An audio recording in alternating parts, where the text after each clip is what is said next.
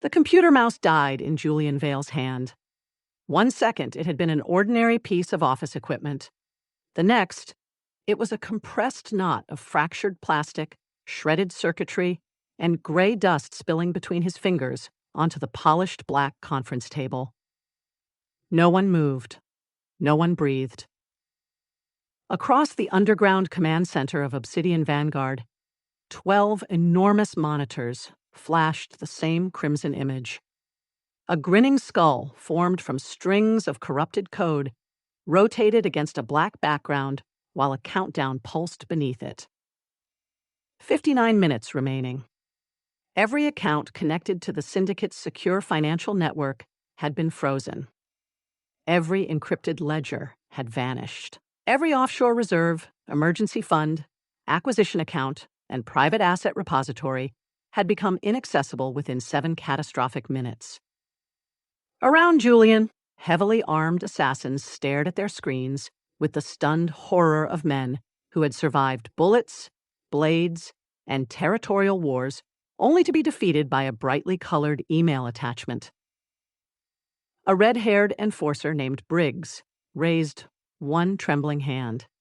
"Boss, I think the skull just winked at me." Julian slowly turned his head. Briggs lowered his hand. At 6 feet 4 inches, Julian did not need to shout to terrify a room. His immense frame, wrapped in an immaculate charcoal suit, seemed to absorb the cold white light from the monitors.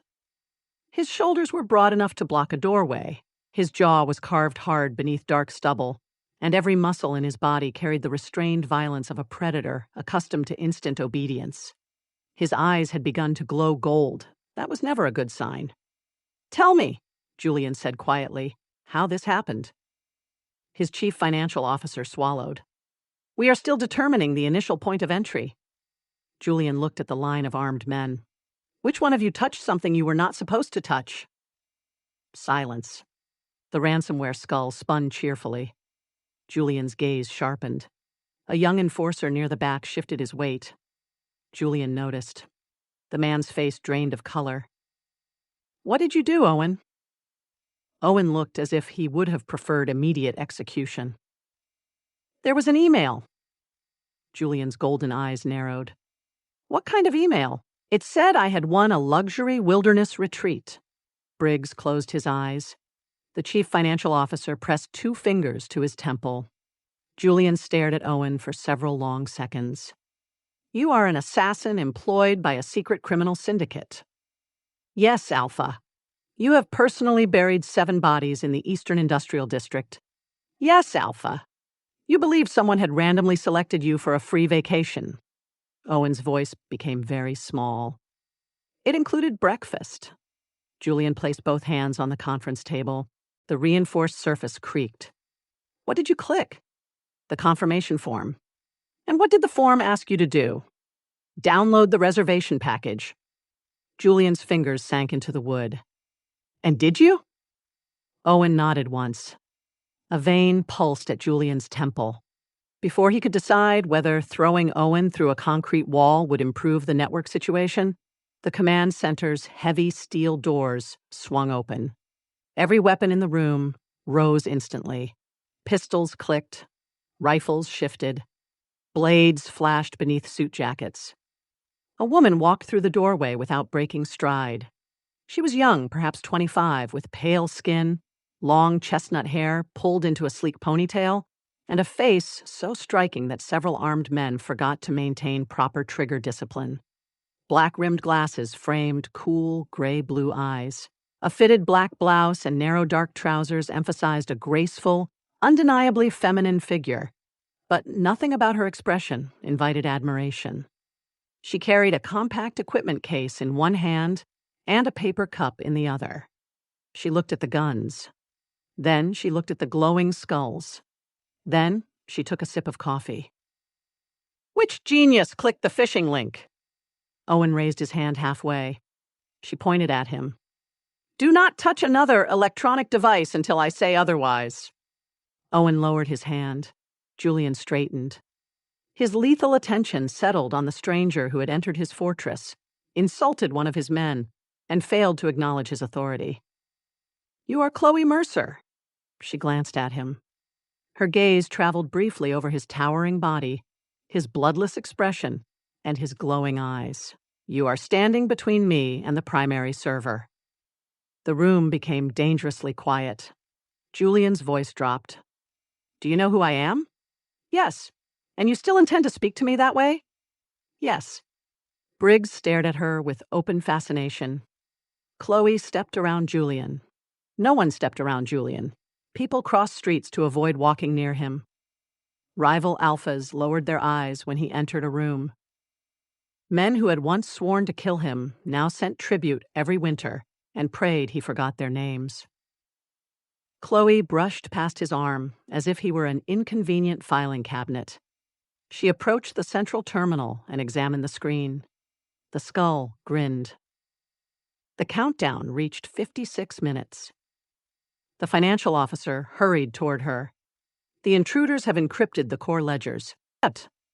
We have attempted 3 restoration sequences, but each one triggered additional corruption. You kept the network online? We needed access to the reserves. You kept an infected financial network online because you wanted to keep using the infected financial network. His mouth opened. Chloe set down her coffee. She crouched behind the central server console, found the thick main power cable, and pulled it from the socket. Every monitor went black. The cooling fans fell silent. The command center plunged into darkness for half a second before the emergency lights activated, bathing the room in dim red illumination. Someone gasped. The financial officer made a wounded noise. You shut down the entire network. Yes. Our assets were connected to that system. You cannot simply unplug Obsidian Vanguard. I just did. Julian moved. He crossed the distance between them with such speed that 3 men flinched. One enormous hand closed around the collar of Chloe's blouse, and he lifted her until the toes of her shoes barely touched the floor. His face came within inches of hers. The red emergency lights carved savage shadows across his cheekbones. His gold eyes burned with feral rage, and the pressure of his presence flooded the room like a physical force. Several lower-ranking wolves dropped their gazes. Owen backed into a desk. Even Briggs looked ready to reconsider every decision that had led him there. Chloe's pulse jumped beneath the pale skin of her throat. Julian heard it. Fast, but controlled. Her lips parted, though not in fear. Her eyes moved over his face with clinical concentration, as if she were examining an unusually aggressive hardware malfunction. You have 10 seconds, Julian said, to explain why I should not break you. Chloe looked down at his hand gripping her collar. Then she looked over his shoulder. Is that your master financial password? Julian did not move. She lifted one finger and pointed. Everyone followed the direction of her hand. A yellow sticky note was attached to the edge of Julian's personal monitor. Written across it in thick black ink were the words, Vanguard King 1. Chloe looked back at him. The silence changed. It was no longer terrified silence. It was the silence of 20 armed criminals trying not to react to the discovery that their merciless Alpha King stored the master password to their financial empire on office stationery. Briggs turned away and covered his mouth. Julian's glowing eyes shifted toward the note. His jaw tightened. Chloe spoke in the calm tone of a physician delivering a terminal diagnosis. You wrote the master password on a sticky note. It is in my private command center. It is visible from the doorway. No unauthorized person enters this room. I entered this room. You were summoned. The ransomware entered without an invitation. Julian's grip tightened. Chloe leaned slightly closer, bringing her face within a breath of his. The proximity should have intensified her fear. Instead, her expression became sharper. And you used a number 1 at the end, she said. That is not complexity. That is surrender.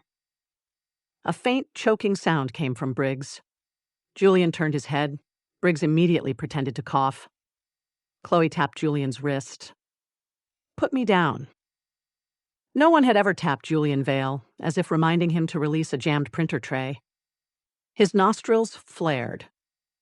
Beneath the sterile scent of electronics and cold concrete, he caught the clean trace of her skin, coffee, and something faintly floral. The contrast irritated him. She was physically fragile compared with him. One careless movement could bruise her. One deliberate movement could destroy her. Yet she stared directly into the eyes of the most feared alpha in Neon Heights and seemed more offended by his password than by his capacity for murder. "You are in no position to issue orders," he said. "I am the only person in this room who knows how to stop your financial empire from becoming a collection of corrupted files. You shut it down. I isolated it. You destroyed our access. I interrupted theirs. You may have cost me billions. No. Your employee did that when he downloaded a free vacation from an unknown sender." Owen lowered his head. Chloe's gaze remained locked with Julian's. "I can argue with you while hanging from my collar," she said. "Or I can save your network. One option is considerably more expensive." For the first time in years, Julian found himself without an immediate response. He lowered her. Her shoes met the floor. She smoothed her blouse, adjusted her glasses, and picked up her coffee. Julian watched every movement. No trembling hands, no frantic breathing, no avoidance of his gaze. Only irritation. Chloe opened her equipment case and removed a slim diagnostic terminal, several sealed storage modules, a coil of data cable, and a packet of sanitizing wipes. She looked at Julian's personal keyboard. Her expression hardened. "When was this last cleaned?" Julian stared at her. She held up the keyboard. Dust and crumbs clung between the keys. "This controls billions in capital. It functions. It is a biological incident." Briggs made the mistake of smiling. Chloe pointed at him. "You! Find me a clean table." Briggs glanced at Julian. Julian said nothing. That was apparently enough. The assassin rushed to clear a workstation, sweeping ammunition magazines, knives, and a half-assembled rifle into a drawer. Chloe examined the surface. "There is blood on this desk." "It is dry," Briggs offered. "That does not improve the situation." He grabbed a cloth. She turned to the room. "Everyone disconnect your devices. Phones, tablets, portable terminals, smart weapons, encrypted radios, all of it." A scarred lieutenant folded his arms. "My sidearm is linked to a biometric targeting display. Then your sidearm is potentially part of a hostile network. It has killed 12 men. And today it may be sending your contact list to a ransomware collective. Disconnect it." The lieutenant looked at Julian. Julian's attention was still fixed on Chloe. "Do it," he ordered. The man obeyed. Within minutes, the headquarters of the most powerful syndicate in Neon Heights descended into a spectacle of disciplined humiliation. Hardened killers stood in line while Chloe collected their devices in numbered security bags. She confiscated 2 unauthorized storage drives, 3 personal gaming units, a wireless entertainment projector, and a smart refrigerator that had somehow been connected to the financial subnet.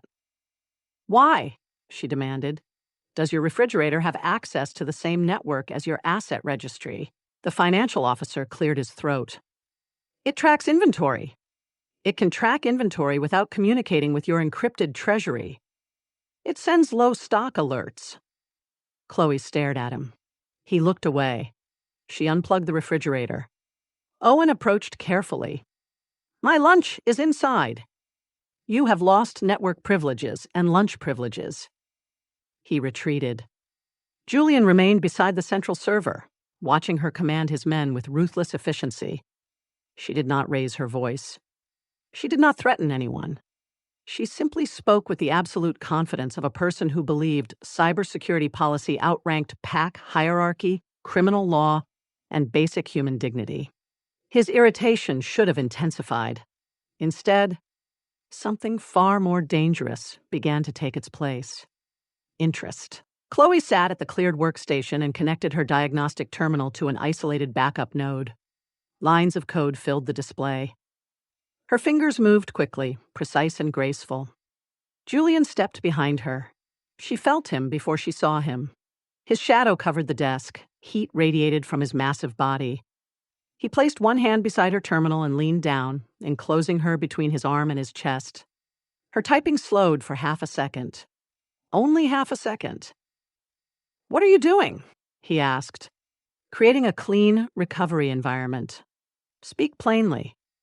"I am building a sealed room inside the system where your incompetence cannot reach me." His mouth tightened. She continued typing. Julian lowered his face near her ear. "You enjoy provoking dangerous men?" "No. Dangerous men are usually easier to manage than executives." "I am both. I noticed." His gaze dropped briefly to the delicate curve of her neck. Her pulse had quickened again. She was affected by his proximity, whatever her expression claimed. That knowledge sent a dark, possessive satisfaction through him. Then she reached up without looking and pressed 2 fingers against his chest. "Move." Julian did not move. "You are blocking the light. I own this building. You also own the compromised network." Briggs abruptly found something fascinating on the opposite wall. Julian straightened, though every predatory instinct in him resisted obeying her. Chloe took another sip of coffee, frowned at the cup, and looked toward him. "This is cold." Julian stared. "I need caffeine if you expect me to purge the infection before the attackers notice we severed their connection." "You expect me to bring you coffee?"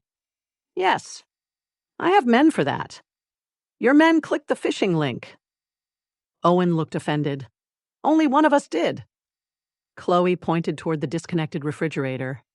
"Your refrigerator was on the Treasury network. None of you are cleared for beverage decisions." Julian's eyes flashed gold again. She met them calmly.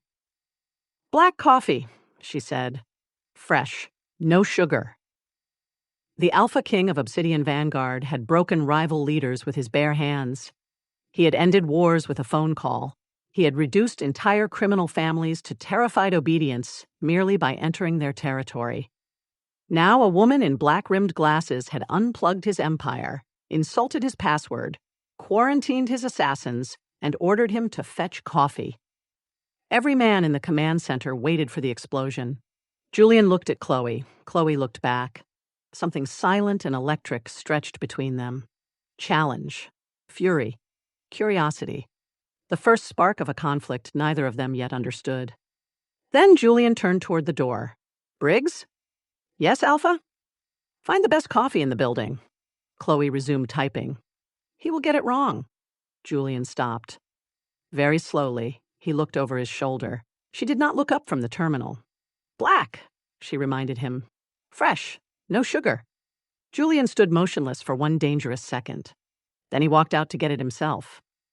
Julian returned 7 minutes later, carrying a fresh black coffee in a ceramic cup. The command center had changed while he was gone. The red ransomware skulls had vanished. In their place, streams of clean white code raced across the restored monitors. The central servers hummed behind newly isolated barriers, and Chloe sat at the workstation with one hand on her diagnostic terminal and the other extended toward him without looking away from the screen. Julian stopped beside her. "You knew it was me." "Everyone else walks like they are hoping I will not assign them additional security training." He placed the cup in her hand. Chloe took one sip. Acceptable. No one in Obsidian Vanguard had ever described anything Julian did as acceptable. They used words such as brilliant, merciful, terrifying, and please stop. Julian stood behind her chair, his broad shoulders filling the space between 2 server towers. "Is the network restored?" The active virus has been eradicated. The encrypted ledgers are being rebuilt from the isolated backups. Your money is intact." The room exhaled as one. Owen reached for the disconnected refrigerator. "Do not," Chloe said. His hand froze. "The refrigerator remains quarantined. My lunch has been in there for 4 hours. Then your lunch is also quarantined." Owen stared at the refrigerator with genuine grief. Chloe tapped several commands into her terminal. The main monitors changed again, displaying a detailed map of the syndicate's digital infrastructure. Red warning symbols covered nearly every branch. Julian's financial officer stepped closer. What are those? Security failures. There are hundreds. Yes. Our previous consultant said the system was highly protected. Your previous consultant also gave everyone permanent administrator access. Briggs frowned. Is that bad? Chloe slowly turned in her chair. How many people in this organization can authorize financial transfers? The chief financial officer cleared his throat. Technically? There should not be a difference between technically and actually. He glanced at Julian before answering. 43. Chloe removed her glasses, cleaned them with a cloth, and put them back on. The gesture was calm. Julian had already learned that her calmest gestures usually preceded the destruction of someone's privileges. From this moment forward, she said, Obsidian Vanguard operates under a zero-trust architecture. Briggs leaned toward Owen. What does that mean? It means I trust none of you. That sounds personal. It is mathematical. She rose from the chair and faced the room. Though Julian towered over her and every man present carried enough weapons to begin a small war, she spoke as if addressing an especially disappointing group of interns. No device receives automatic access. No user receives permanent clearance. Every request will be verified. Every action will be logged. Every account will be restricted to the minimum permissions required for that person's work. A scarred assassin named Rafe lifted his hand. Chloe pointed to him. I need full access to the weapons vault. Why? I manage the weapons vault. You also manage explosives? Yes. Poisons? Yes. Armored vehicles? Yes. Financial assets? No. Then you will not have access to financial assets. Rafe looked offended. I never asked for financial access. You currently have it. He looked toward the chief financial officer. The chief financial officer studied the floor. Chloe continued. All passwords will contain at least 16 characters. They will include uppercase letters, lowercase letters, numbers, and special characters. They will be changed every 30 days. A wave of horror moved through the room. Briggs raised both hands. Every 30 days? Yes. I have one password. You had one password. I use it for everything. I know. It was in the breach report. Briggs blinked. The attackers saw it? The attackers, your coworkers, and apparently 3 entertainment subscription services. That explains the foreign language cooking shows in my watch history. No, Briggs. That is a separate problem. Julian watched his assassins process the new reality. These were men who could infiltrate fortified compounds, eliminate protected targets, and disappear into the night without leaving a trace. Yet, the demand for 16-character passwords had reduced them to pale, wounded children. Owen looked desperate. Can we write them down? No. Can we store them in our phones? No. Can we use the names of people we killed? Chloe considered him. Are those names publicly connected to you? Not if I did my job properly. Still no. What about pets? No personal names, dates, addresses, favorite foods, vehicle registrations, or predictable substitutions. Rafe frowned. What is a predictable substitution? Replacing the letter A with the number 4 and believing you have defeated cryptography. Several men looked away. Chloe noticed. Every single one of you has done that. Briggs crossed his arms. It looks advanced. It looks like a child decorated the password. She moved to the central monitor and brought up a new authentication diagram. In addition, all high-security systems will require 2-factor authentication. Rafe studied the diagram. 2 factors of what?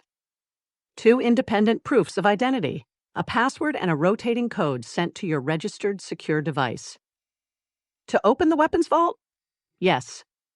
What if I need a rifle quickly? Then type quickly. What if someone is shooting at me? Do not wait until someone is shooting at you to begin your equipment request. That is not always under my control. Poor planning is not an authentication method. Julian's mouth threatened to move. It was not a smile. Julian Vale did not smile during operational briefings, but it came dangerously close. By the end of the day, Chloe had transformed the command center into a digital dictatorship. Assassins who once passed through armored checkpoints with a nod now stood in front of the weapons vault holding their phones, waiting for rotating codes. Rafe entered his password. The terminal flashed red. Access denied. He growled. Chloe's voice came through the ceiling speaker. Your password is incorrect. Rafe looked up. Are you watching me? Yes. He typed again. Access denied. You have 2 attempts remaining, Chloe announced. I know my password. Evidence suggests otherwise. Rafe carefully entered 16 characters. The terminal accepted them and requested a 6-digit verification code. He checked his phone. No code appeared. He shook it. Chloe's voice returned. Shaking the device will not improve network delivery. I was not shaking it for that reason. What was the reason? Intimidation. You cannot intimidate a communications signal. Rafe's phone chimed. He entered the code. The vault unlocked. He stepped inside with the exhausted expression of a man who had just negotiated a hostage release. At another workstation, Owen attempted to log into the vehicle system. A warning appeared. Password expired. He groaned. I changed it this morning. You changed your temporary password, Chloe said from behind him. Now create a permanent one. He typed Winterwolf 1. The system rejected it. Password does not meet security requirements. He tried Winterwolf 123. Rejected. Winterwolf 123! Rejected. Owen leaned close to the screen. What more do you want from me? Original thought, Chloe replied. 3 days later, the entire syndicate feared her. Killers began whispering before opening email attachments. Lieutenants inspected sender addresses with the intensity they once reserved for sniper positions. The chief financial officer requested permission before connecting a portable drive. Briggs reported a suspicious message and received public praise, though Chloe withdrew it after learning he had replied to the sender with a death threat. You do not engage with suspected attackers, she told him. I wanted them to know we were not afraid. You included your direct contact number, so they could respond. That is the opposite of security. Julian observed all of it from a distance. At first, he told himself he was monitoring the restoration of his empire. Then he began finding reasons to pass through the newly built IT division. He inspected the server cooling system 3 times in 1 week, despite knowing nothing about temperature regulation. He requested daily verbal briefings, even though Chloe sent written reports every morning. He stood behind her chair while she reviewed security logs, drawn to the ruthless concentration in her eyes and the quiet authority in her voice. Her presence altered the rhythm of the headquarters. His men feared disappointing her more than they feared being shot. Strangely, Julian understood them. On the 4th morning, he entered his private office, sat behind his massive black desk, and activated his computer. A login screen appeared. He entered his password. Access denied. Julian stared at the message. He entered the password again, more slowly. Access denied. He leaned closer. Account privileges restricted. Contact your system administrator. The room became very still. Julian pressed the intercom. Briggs. The assassin answered immediately. Yes. Alpha? Why can I not access my computer? There was a long pause. Have you tried restarting it? Julian crushed the intercom button beneath his thumb. 5 minutes later, the door to the IT department exploded inward. The lock tore from the frame. Reinforced wood struck the wall with a thunderous crack. 2 junior technicians ducked beneath their desks. Owen, who had been completing mandatory fishing training in the corner, covered his head. Julian stepped through the ruined doorway. His eyes blazed gold. His dark suit strained across his shoulders. Power rolled from him in suffocating waves, carrying the promise of blood, broken bone, and immediate organizational restructuring. Chloe sat before 2 monitors. She did not turn around. You damaged company property. I own the company. You still need to submit a facilities report. My computer has denied me access. I know. Julian crossed the room. Each step landed with controlled violence. Restore it. No. The technician stopped breathing. Julian reached her desk and planted both hands on either side of her keyboard, trapping her between his massive arms. Look at me. Chloe finished typing one final command. Then she slowly turned her chair. The movement brought her knees close to his thighs. Her gray-blue eyes met his burning gold ones without hesitation. You removed my super administrator privileges, he said. Yes. I am the alpha of this syndicate. That is not a recognized network role. I have authority over every person in this building. You do not have authority over the security colonel. His jaw flexed. I created Obsidian Vanguard, and then you wrote its master password on a sticky note. I destroyed that note. I destroyed your super admin account. Julian leaned closer. The technicians quietly crawled toward the emergency exit. Chloe remained seated. His body surrounded her, all heat and hard muscle and barely restrained aggression. Her pulse accelerated, and his heightened senses caught every beat. Yet her expression stayed cool, almost bored. I want my privileges restored, he said. The IT department does not accept verbal commands. His voice dropped into a feral rumble. You will accept mine. No. The word landed between them like a blade. Julian's claws pressed against the desk. What does your department accept? Documented requests submitted through the intranet support portal. My intranet access is restricted. You retain basic employee access. I am not a basic employee. The system disagrees. His eyes flashed brighter. What must I do? Chloe turned back to her monitor and opened the internal portal. Log in. Select Access Management. Choose Elevated Permissions. Complete the risk acknowledgement. Then submit a support ticket containing a minimum 500-word justification. 500 words. Yes, to access my own computer. To request elevated clearance on a company-controlled device. It is my company. You mentioned that. Julian stared at the support form. At the bottom, a notice read, Standard review period, 3 business days. His entire body went rigid. 3 business days? Assuming your justification is adequate. And if it is not, I reject the ticket. The temperature in the room seemed to drop. Owen slipped through the emergency exit. Julian expected his rage to erupt. He expected to tear the desk in half, destroy the monitors, and force every system engineer in Neon Heights to rebuild his access before sunset. Instead, something inside him became unexpectedly quiet.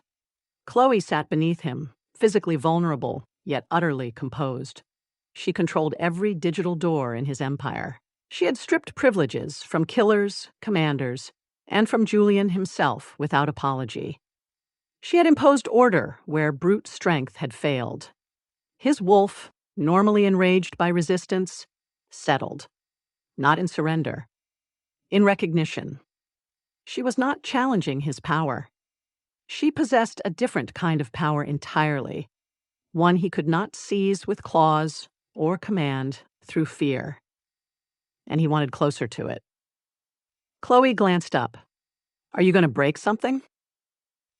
Julian studied the sharp line of her cheek, the soft curve of her mouth, and the cold intelligence behind her glasses. Not today. Good.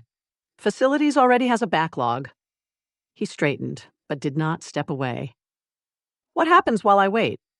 You use standard access. What can standard access do? Read approved reports, send internal messages, view your calendar, and complete training modules. I do not require training modules. You have not completed secure password fundamentals. I lead 1,200 armed operatives. And yet the password fundamentals remain incomplete. His gaze dropped to her lips. Chloe noticed. For one brief second, her composure shifted. Her breath caught. Color warmed the skin beneath her glasses. Then she turned to her keyboard. You are blocking my monitor. Julian moved half an inch closer. Submit the ticket for me. That would violate separation of duty policy. Then show me how. Her fingers paused. A victorious heat spread through his chest when she finally looked at him again. You want technical assistance? I want your assistance." The distinction changed the air between them. Chloe's eyes narrowed, searching his face for mockery. She found none. "Sit at the terminal," she said. Julian pulled a chair beside hers. It looked absurdly small beneath him. She guided him through the support portal, pointing to each field. Their shoulders touched. Her perfume mixed with the clean chill of the server room. Every time she leaned across him to correct an entry, his wolf became more alert, more interested, more possessive. He typed slowly. Requested access level. Super administrator. Chloe deleted it. Elevated operational access only. I require complete control. No one requires complete control. I do. No. He should have hated that word. Instead, he found himself wanting to hear it again. By the time he reached the justification field, Julian had understood something deeply inconvenient. He liked this room. He liked the humming servers, the cold blue light, and the smell of Chloe's coffee. He liked watching her reject unreasonable requests. He liked hearing assassins apologize for weak passwords. Most dangerously, he liked being ordered around by her. Chloe pointed at the empty text box. 500 words. Julian placed his hands on the keyboard. Will you review it personally? I review all elevated access requests. That was not my question. Her gaze lifted to his. The silence became charged and intimate, filled with everything neither of them intended to say. Yes, she answered at last. I will review yours personally. Julian's wolf settled deeper beneath his skin. He began typing. For the first time in his life, the Alpha King willingly submitted a support ticket. For the first time in his life, the Alpha King willingly submitted a support ticket. 28 hours later, someone tried to blow up the building. The first explosion struck the Eastern Security checkpoint at 2:13 in the morning. The impact rolled through Obsidian Vanguard headquarters like thunder trapped inside steel. Reinforced windows shuddered. Ceiling lights flickered. Somewhere below, a pressure alarm began screaming in sharp, mechanical bursts. Julian was awake before the sound reached its second pulse. He rose from the couch in his private office, where he had fallen asleep while pretending to review operational reports. In reality, he had spent most of the night watching the glowing status icon beside Chloe's name on the intranet. She was still working in the underground server room. A second explosion tore through the parking structure. The office windows flashed white. Julian crossed the room and ripped open the hidden weapons cabinet. He had one hand around a tactical rifle when every monitor in the building changed at once. Security breach. Physical intrusion detected. Multiple hostile signatures. Julian's eyes turned gold. His secure radio activated. Briggs's voice burst through the speaker beneath a storm of gunfire. Alpha, the eastern checkpoint is gone. We have at least 40 attackers inside the perimeter. Affiliation? Silver Talon. Full assault equipment. Heavy ammunition. Explosive charges. Julian's fingers tightened around the rifle. Silver Talon was not attacking the financial offices. They were not interested in territory, hostages, or negotiation. They had failed to penetrate Chloe's network remotely, so they had chosen the primitive alternative. Destroy the servers. Destroy the woman who controlled them. A growl began deep inside Julian's chest. Where is Chloe? Briggs hesitated. That hesitation was enough. Julian dropped the rifle. His transformation struck like a violent detonation. Dark fabric split across his shoulders as his body expanded. Bones cracked and lengthened. Muscle surged beneath his skin. Black fur spread along his arms, neck, and spine. His hands became enormous clawed weapons, and his face sharpened into something suspended between man and wolf. The desk behind him cracked under the pressure of his rising aura. Julian stepped into the hallway as a towering half-beast, nearly 7 feet tall. An enemy strike operative rounded the corner. The attacker had enough time to raise his rifle. Julian hit him before he could fire. The impact drove the man through a glass partition. Julian seized him by the tactical vest and threw him into 2 others advancing behind him. Bodies crashed into the opposite wall. Automatic gunfire erupted. Rounds struck Julian's shoulders and chest. Some flattened against the dense supernatural muscle beneath his fur. Others cut shallow lines that closed almost as quickly as they formed. Julian did not slow. He tore the rifle from the nearest attacker's grip, bent the weapon in half, and drove his claws across the man's armored chest. Blood sprayed across the polished floor. The second attacker reached for a grenade. Julian kicked him through an office door. The grenade rolled from the man's hand. Julian grabbed the third operative by the throat, lifted him, and used his body as a shield. The grenade exploded. Smoke and splintered furniture filled the corridor. Julian emerged from the cloud, covered in blood that was mostly not his. His radio crackled. "Alpha," Briggs said, breathing hard. "They are moving toward the lower levels." Julian stepped over a fallen attacker. "Seal the stairwells." "We tried. The eastern access controls are not responding." "Then seal them manually." A new voice entered the channel. Calm. Female. Irritated. "Do not touch the access controls." Julian stopped. "Chloe, I am aware of the situation." Gunfire thundered somewhere beneath her voice. "You are in the server room?" "Yes." "Evacuate." "No." The answer snapped through him harder than the explosions. "Chloe, there is an armed strike team moving toward you. There are 3 strike teams. Then leave. I am applying emergency containment protocols. They have explosives. And poor device security." Julian's claws cut into his palms. "I am coming down." "You have not been granted server room access."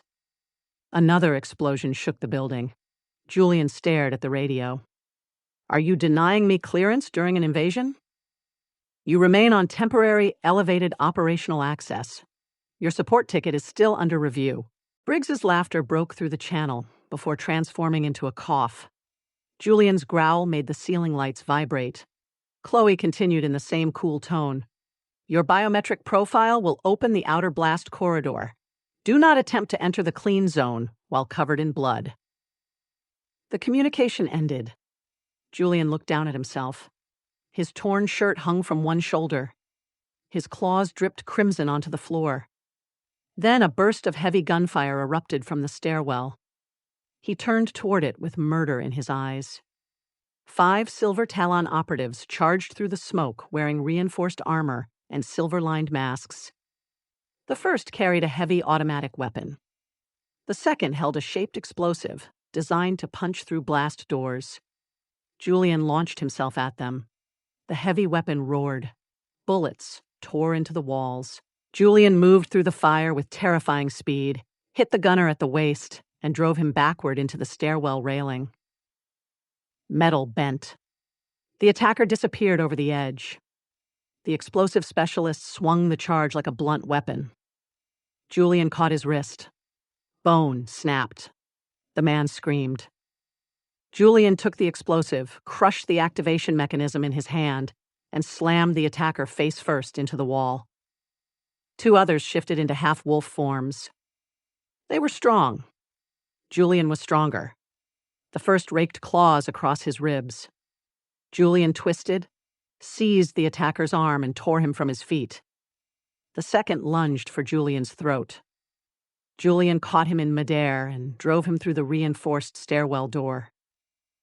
The final operative attempted to retreat.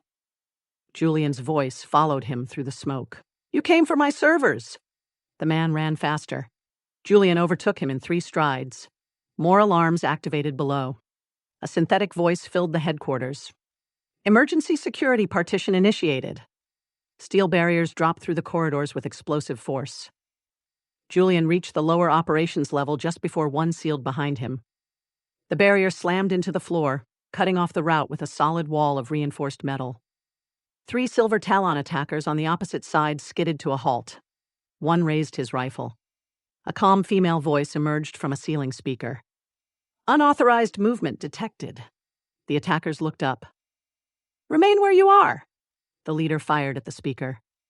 Chloe sighed through the damaged audio system. "Non-compliance recorded." The ventilation system released a violent burst of white gas. The attackers began coughing. One struck the door controls. The panel rejected his credentials. Access denied. He hit it again. Access denied. The ceiling speaker crackled back to life.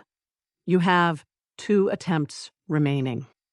The attacker emptied his rifle into the panel. The display went black. That was not an attempt, Chloe said. That was vandalism. Julian stared through the narrow, armored window as the 3 men collapsed inside the sealed corridor. Fire suppression gas continued flooding around them. Briggs's voice returned over the radio. What is happening down there? Chloe is suffocating them with building policy. Effective? Julian watched one attacker weakly attempt to crawl toward an air vent before the vent closed. Extremely. The elevator system was disabled, so Julian descended the final 6 levels through the emergency stairwell. The deeper he went, the more evidence he found of Chloe's control. A silver Talon team had become trapped between 2 security shutters. Their smart rifles no longer recognized their owners because Chloe had infected the weapon's local authentication network with false biometric data. One attacker repeatedly pressed his thumb to his rifle's sensor. The weapon responded in a cheerful, automated voice. User identity not recognized. I am holding you, the man shouted. Please contact your system administrator. He threw the rifle against the wall. A ceiling camera rotated toward him. Equipment abuse has been logged, Chloe announced.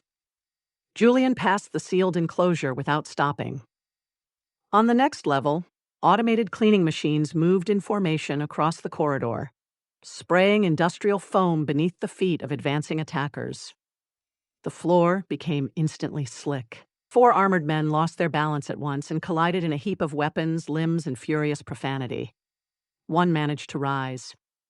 A maintenance unit struck him behind the knees. He fell again. Julian stepped over them.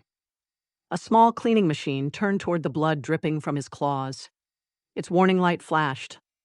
Surface contamination detected. Julian pointed one claw at it. The machine retreated. At the final checkpoint, 2 obsidian guards were crouched behind a barricade. They looked at Julian with wide eyes. Alpha, one said. The enemy commander is inside the core access level. How? They used stolen maintenance credentials. Julian's lips peeled back from his fangs. The guard quickly added, Chloe revoked them after they entered. So they are trapped. The guard glanced toward the reinforced doors. With her, Julian hit the blast doors shoulder first. The locking mechanism groaned but held. He stepped back and struck again. Metal buckled. On the 3rd impact, the doors tore inward. Julian charged into the server room expecting gunfire, smoke, and Chloe hiding beneath a console. Instead, he found her seated behind the central bulletproof workstation. She was sipping iced coffee. Her black-rimmed glasses reflected the light from dual monitors. Her ponytail remained smooth. Her fitted black blouse was immaculate. One hand held the cup. The other moved rapidly across the keyboard.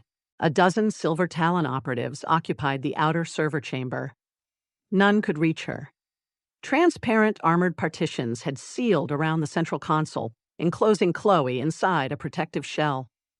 Bullets had left white scars across the barrier, but had not penetrated. Outside it, the enemy strike team was in chaos. Security doors opened and closed without warning. Lights strobed between darkness and blinding white. The floor panels shifted access routes every few seconds, separating operatives from one another. One attacker raised an explosive charge toward Chloe's enclosure. She pressed a key. A robotic sealing arm swung down and sprayed him with freezing coolant. The explosive slipped from his numb hands. Another operative lunged for it. The floor beneath him tilted sharply. He slid into a storage cabinet. Chloe took another sip of coffee. Julian stood amid the destruction, breathing heavily. Blood covered his chest, arms, and jaw. Chloe glanced at him. You are contaminating the clean zone. A bullet struck the partition beside her head. She did not blink. Julian tore the nearest attacker off his feet and threw him across the room. I told you to evacuate. I told you not to enter while covered in blood." The Silver Talon commander appeared on an upper platform. He was a broad, silver-haired alpha wearing tactical armor and carrying a tablet linked to his strike team's network. He saw Julian and snarled. "Vale." Julian turned toward him. The commander raised the tablet. "Your empire dies tonight." Chloe looked at one of her monitors. "No, it does not." The commander glanced toward her enclosure. "You are the human who built the firewall." Chloe typed. "You are the administrator who left remote diagnostics enabled on every tactical device." His expression shifted. He looked down at the tablet. A warning flashed across its screen. Thermal limit exceeded. The commander pressed several controls. The device refused to respond. "What did you do?" "I redirected every active process into the battery controller." The tablet began to vibrate. He tried to throw it. The device detonated in his hand. The explosion flung him backward through the platform railing. He crashed onto a conference table below as fragments of armor and burning circuitry scattered around him. The remaining attackers froze. Chloe pressed another key. Every rifle in the room emitted the same tone. Remote safety lock activated. Triggers became rigid.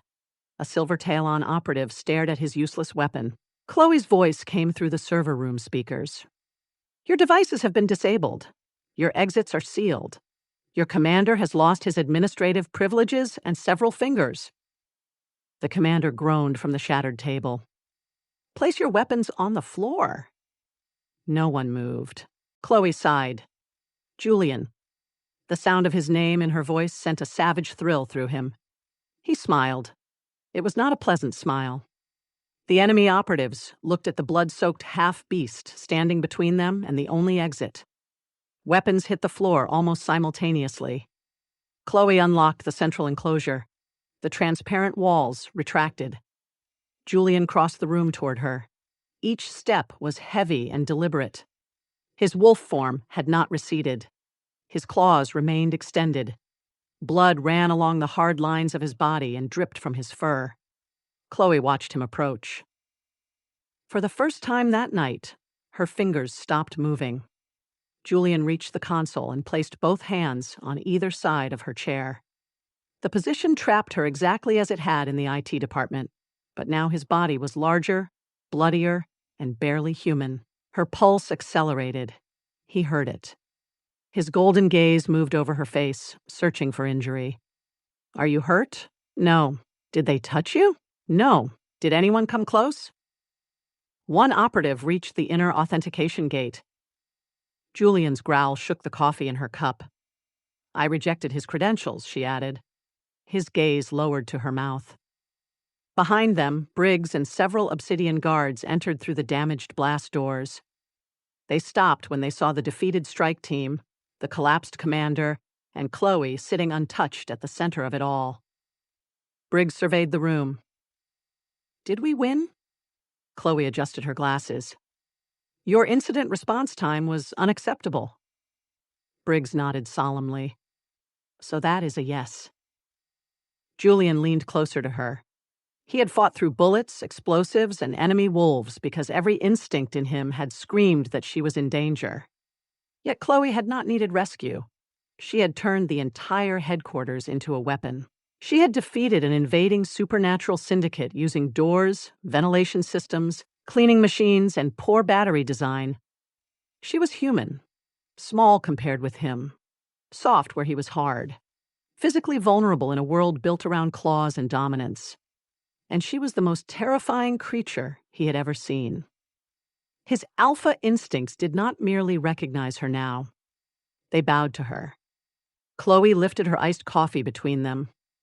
"You broke the blast doors. I was concerned. You could have used your temporary access code." "I forgot it." Her expression became grave. "That is a security violation." Julian's claws pressed into the console. "Give me another." "I know." "No." His wolf settled at the refusal, soothed by the absolute certainty in her voice. Around them, armed men dragged defeated attackers into containment cells. Emergency crews cleared weapons. The silver Talon commander moaned beneath the broken table. Julian noticed none of it. He saw only Chloe, the icy concentration in her eyes, the faint flush beneath her glasses, the calm hand wrapped around her coffee while smoke drifted through the room behind her. Possession surged through him with such force that it became difficult to breathe. She was not his employee. She was not his consultant. She was not a fragile human temporarily sheltered within his empire. She was the mind controlling its nervous system, his firewall, his authority's equal, his digital queen. Chloe looked at the blood on his face. You need medical attention. I heal. You also need a shower. I came to protect you. And I appreciate the intention. The intention? You destroyed 3 doors, 2 security panels, and 1 cleaning machine's confidence. Julian glanced toward the maintenance unit hiding beneath a desk. It reversed farther away. Chloe returned her attention to the monitors. The physical breach is contained, but I need to audit every compromised access point. Julian remained over her. You are not leaving this room? Not until the network is verified. Then neither am I. You are distracting. I will be silent. You are dripping blood near the cooling vents. I will stand farther away. She looked up at him. The lethal Alpha King, still in monstrous half-beast form, waited for her permission. Chloe pointed toward a chair beyond the clean zone line. Sit. Julian obeyed. Briggs watched him cross the room and lower his enormous blood-soaked body into the designated chair. The assassin slowly turned toward Owen. Owen whispered, Do not say anything. I was not going to. You were thinking loudly. Across the room, Chloe resumed typing. Julian sat in silence, watching her rebuild order from chaos. His enemies had come to destroy his most valuable asset.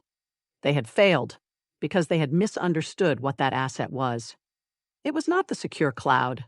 It was not the financial network. It was not the servers humming beneath neon heights. It was the beautiful woman behind the bulletproof console, drinking iced coffee while making monsters submit to her access policy. Julian's eyes remained fixed on her. He had entered the server room, intending to save Chloe. Instead, she had conquered the building, defeated his enemies, and taken permanent control of something far more dangerous than his network. She had gained root access to the Alpha King himself. She had gained root access to the Alpha King himself. 3 days later, Chloe tried to leave. The headquarters no longer resembled a war zone. The shattered doors had been replaced. The blood had been scrubbed from the corridors. The damaged server partitions had been reinforced, and every compromised device had been isolated, analyzed, and destroyed. The Silver Talon survivors were locked beneath the Western Annex, where they were being interrogated by men who had recently completed Chloe's mandatory data handling course. They were no longer permitted to write confessions on unsecured paper. The servers hummed steadily beneath the floor. Obsidian Vanguard's financial network was restored. Every account had been verified. Every access token had been replaced. Every employee had been assigned a restricted role based on actual operational need. Rafe still complained about 2-factor authentication. Briggs had begun carrying a small notebook containing password hints, which Chloe confiscated twice a day. Owen had completed phishing awareness training with a score of 97%, though he remained permanently prohibited from opening promotional emails. The refrigerator now operated on its own isolated network. It had no access to weapons, finances, vehicles, explosives, or human resources. Chloe considered that her greatest victory. At 6 p.m, she closed the final diagnostic window on her laptop. The server room was quiet, except for the controlled rush of cooling air. Rows of dark machines stood behind glass, blinking with steady green lights. No warning symbols. No unauthorized connections. No mysterious devices communicating with foreign networks. Perfect. Chloe unplugged her terminal, coiled the cable, and placed it inside her equipment case. Her hands moved with practiced precision. They did not tremble. She told herself the tightness in her chest came from exhaustion. She had spent days rebuilding a digital empire while sleeping in 90-minute intervals and drinking enough coffee to alarm a medical professional. It had nothing to do with Julian. Nothing to do with the way he had remained in the server room after the attack, sitting exactly where she ordered him to sit. Nothing to do with the fact that he had returned the next morning carrying breakfast and a fresh black coffee.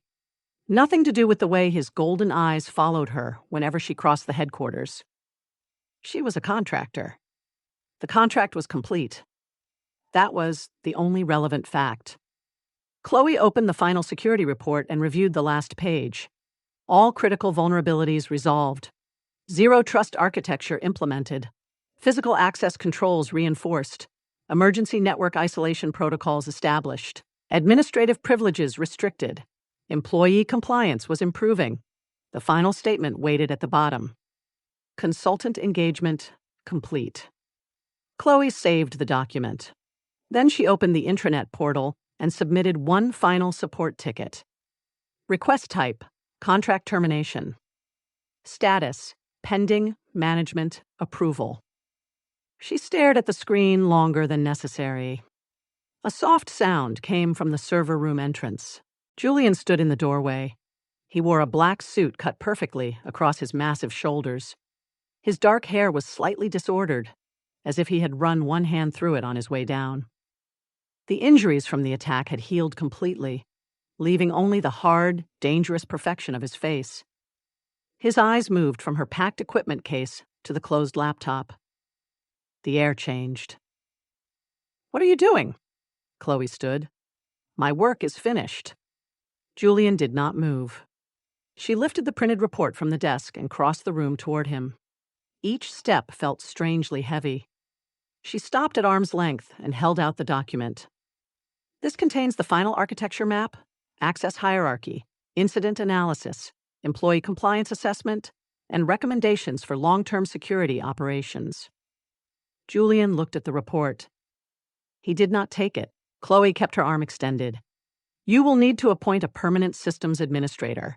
I included 3 qualified candidates in the appendix. I do not want 3 candidates. They meet the technical requirements. I did not say they were unqualified." "Then what is the problem?" His gaze lifted to hers. "You are leaving." The statement was quiet. Too quiet. Chloe lowered the report. "My freelance contract covered emergency containment, network recovery, infrastructure redesign, and personnel training. All deliverables are complete. No." She frowned. "No what?" "No, they are not." "Your network is secure." "No." "Every system has been tested." "No." "Your employees have been trained." Owen opened a message this morning that said, "Urgent payroll review." He reported it before clicking. He hovered over the attachment. "That is progress." Julian stepped into the room. The door closed behind him. Chloe's pulse accelerated. She hated that he could hear it. "I submitted my resignation ticket," she said. "I saw it. The notice period is not applicable because I am an external contractor." "I know." "Then you only need to approve the request." "No." The word struck her with the same uncompromising finality she had used on him dozens of times. Chloe adjusted her glasses. "You cannot deny the termination of a completed freelance engagement." "I just did. That is not how contracts work. I own the company. You have used that argument before. It remains true. You also signed the agreement."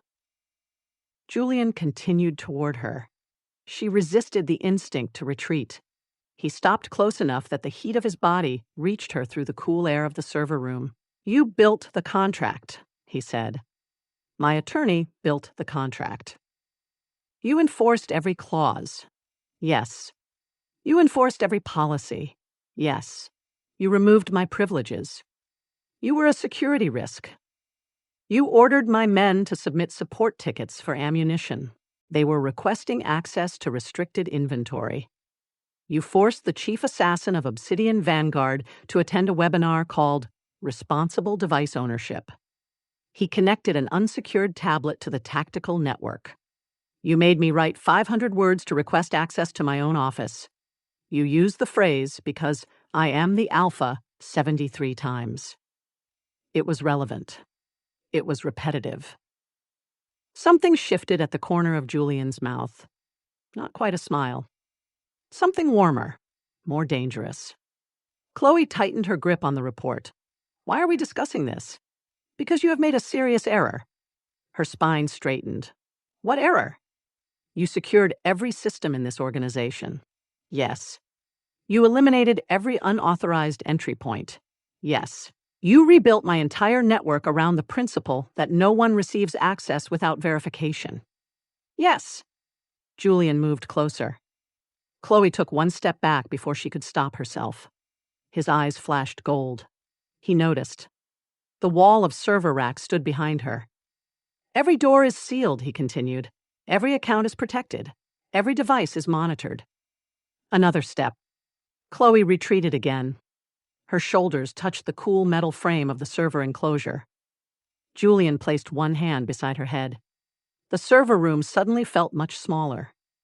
But you left one system completely exposed, he said.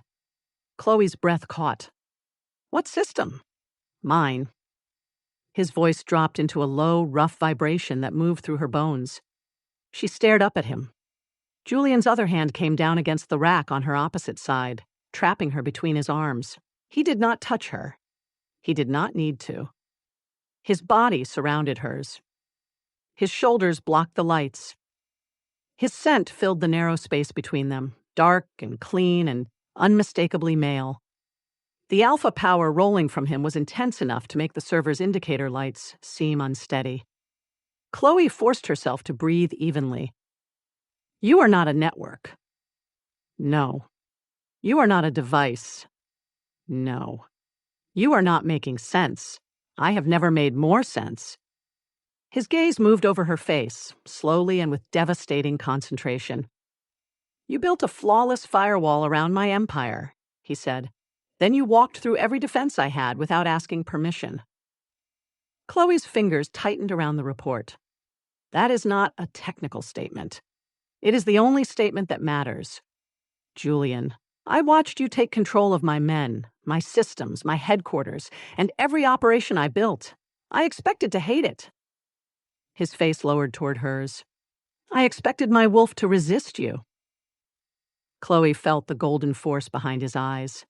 The predator inside him was close to the surface, but it was not threatening her. It was focused on her. Completely, irrevocably. Instead, he said, you silenced it. Her mouth went dry.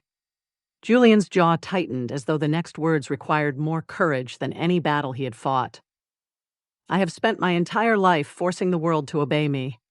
Then you entered my headquarters, unplugged my network, insulted my password, and told me to get you coffee. You did get the coffee. I would get it again. The answer was immediate. Chloe's defenses shifted, only slightly. Julian saw it. His hand moved from the server rack to the side of her face. His fingers were enormous against her skin, but the touch was controlled, almost reverent. I started visiting the server room because I told myself I needed security updates. You requested 7 updates in one day. I did not care about the updates. I suspected that. I came because you were here. Her pulse jumped. His thumb traced the edge of her cheekbone beneath her glasses. I came because this was the only place where someone looked at me and saw a man who needed correction instead of a king who needed obedience. Chloe's throat tightened. The cold professional distance she had maintained for weeks began to fracture. You liked being corrected? No. A pause. Yes. Despite everything, a breath of laughter escaped her. Julian's eyes darkened. The sound seemed to affect him more deeply than fear ever could. You turned my entire organization into a bureaucracy, he said. A secure bureaucracy. My assassins now argue about ticket priority. They misuse emergency status. Rafe submitted a critical request because he forgot his weapons vault code. I downgraded it. I know. He complained to me for 40 minutes. That sounds like a management problem. It is. His thumb moved closer to her mouth, and I want it to remain my problem. Chloe's laughter faded. The rapport between them suddenly felt absurd. She lowered it. Julian glanced at the first page. Final security assessment. His expression hardened. Then his eyes dropped to the resignation form clipped behind it. He took the papers from her hand. Chloe watched him scan the request. "Do not tear it," she said. "I was considering it." That would be emotionally dramatic and administratively useless. The digital request would remain active. His gaze returned to hers. "Then I will deny it digitally. You need a legitimate reason. I have one. Obsession is not an approved employment category. It should be. Possessiveness is not a retention strategy. It is mine. Julian?" His fingers closed around the papers. "I cannot let you walk out of this building and become another syndicate's contractor. I choose my clients. That is worse. Why? Because someone else could have this." His hand moved down from her cheek to the side of her neck. This mind, this authority, this impossible refusal to fear anything. His thumb rested over her racing pulse. Someone else could stand behind you while you work. Someone else could bring you coffee. Someone else could hear you say no and understand how much trust it takes for you to say yes. The jealousy in his voice was raw, not polished, not controlled.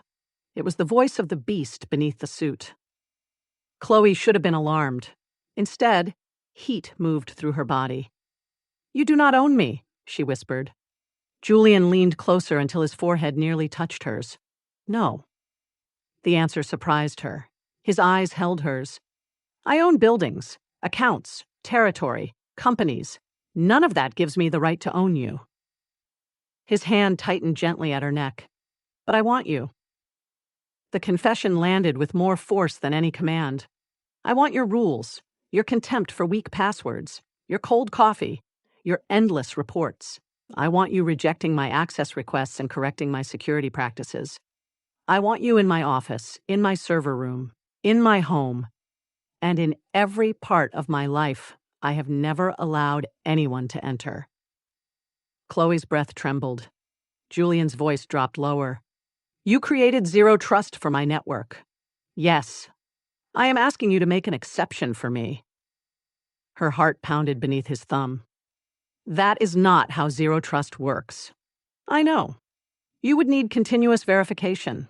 I will give it. Limited permissions. You can define them. Regular review. Every day. Immediate revocation for violations." His mouth moved closer to hers. "I will appeal. You will submit a ticket. I will submit anything you require." Chloe stared at him. The Alpha King who commanded 1,200 armed operatives stood before her offering something he had never given anyone. Not obedience, not submission. Trust. Complete, conscious, terrifying trust. "You want me to stay as your systems administrator?" she asked. "No." Her chest tightened. Julian's eyes burned brighter. "I want you to maintain permanent root access. To the network? To everything." The words left no room for misunderstanding. "My organization, my home, my decisions, my life." His thumb brushed her lower lip. "And the parts of me no one else sees." Chloe's professional composure finally broke. She reached up and curled her fingers into the front of his suit. "You are making a permanent access request. Yes. The risk level is extreme. Yes. The review period could be lengthy. I will wait." Her gaze lowered briefly to his mouth. "Your justification is inadequate." A slow, dangerous smile transformed his face. "What would improve it?" "Demonstration." Julian kissed her. There was nothing tentative about it. His mouth claimed hers with weeks of restrained hunger, fierce and deep and devastatingly possessive. Chloe's back pressed against the server rack as his body closed around her, shielding her from the world while consuming every inch of distance between them. His hand slid from her neck into her hair. The other wrapped around her waist and pulled her against the hard wall of his chest. Chloe gasped into his mouth. Julian answered with a low growl. The sound vibrated through her, raw and feral, but his touch remained careful. Even in the grip of overwhelming need, he controlled his strength. He held her as if she were precious, not fragile. Desired, not possessed. Chloe's equipment case slipped from her fingers and struck the floor. She did not care. Her hands moved over his shoulders, feeling the immense power beneath his suit. Julian had used that strength to break enemies, doors, weapons, and every threat placed before him. Now he used it to hold her. Only her. The kiss deepened. Every cool, rational defense Chloe had built dissolved beneath the heat of him. She had spent her life creating barriers, verifying identities, restricting access, and assuming every connection could become a threat. Julian was a threat, a massive, relentless, golden-eyed threat to her independence, her concentration, and her belief that control could protect her from wanting anything too deeply. Yet when he drew back, his forehead resting against hers, she did not feel breached. She felt seen. "Was the demonstration sufficient?" he asked, his voice rough. Chloe opened her eyes. "Temporary approval." Julian's arms tightened around her. "For how long?" She pretended to consider. "Lifetime access. Subject to continuous monitoring." His smile was the most beautiful and dangerous thing she had ever seen. Approved. Months later, Obsidian Vanguard became the most digitally secure syndicate in Neon Heights. Its assassins used unique passwords. Its weapons required two-factor authentication. Its refrigerator remained isolated. Julian never regained super administrator privileges. He stopped requesting them. Instead, he received a custom account created by Chloe, one that gave him access to every operational system he genuinely needed, and none of the ones he might accidentally damage. His role was labeled Alpha King. His security classification was labeled High Risk. His relationship status, added privately by Chloe, was labeled Permanently Authorized. He still visited the server room every day. Sometimes he brought coffee. Sometimes he submitted unnecessary support tickets just to watch her reject them. Sometimes he stood behind her chair, rested his hands on her shoulders, and asked whether his access remained approved. Chloe always gave him the same answer: provisionally. Then she kissed him until he forgot what question he had asked. The strongest walls were never the ones built from steel, code, or fear. Those walls could block attacks. They could conceal vulnerabilities. They could keep enemies outside. But they could also keep love from entering. True security was not the absence of risk. It was the presence of trust. It was finding one person before whom strength no longer required armor. One person who could see every weakness and choose not to exploit it. Julian had ruled through power because power demanded nothing vulnerable from him. Chloe taught him that trust demanded everything. It required him to open the locked rooms of his soul, surrender the hidden passwords, and grant access to the parts of himself he had protected even from his own heart. And Chloe, who had built her life around suspicion, learned that absolute access was not weakness when given freely. It was the deepest form of courage. Because the safest place in the world was not behind an impenetrable firewall. It was in the hands of the one person who possessed the power to destroy you and chose every day to protect what you had trusted them to hold. If you enjoyed this steamy, hilarious, and thrilling paranormal romance audiobook, please hit the like button and subscribe for more epic stories.